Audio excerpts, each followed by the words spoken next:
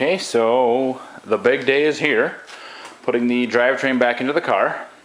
Got it rolled over close. It's in about the right position fore and aft, and it's actually probably not that far off from height compared to where the car body is sitting right now. So, not much to show you right now other than it's sitting there. I do have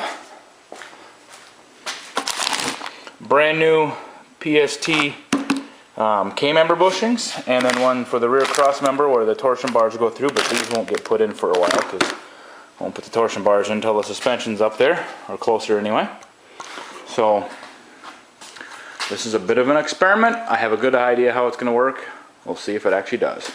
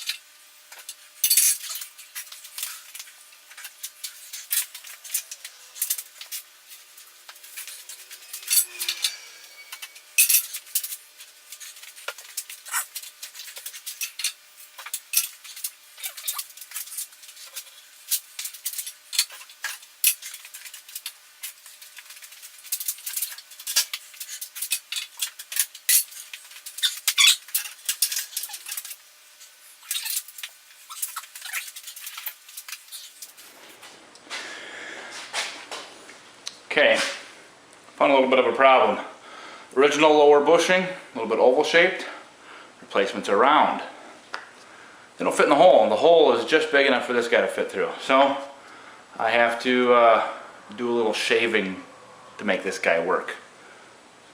On the front too, the back too, I know I won't need to. So a little delay, but actually it's going faster than I thought anyway.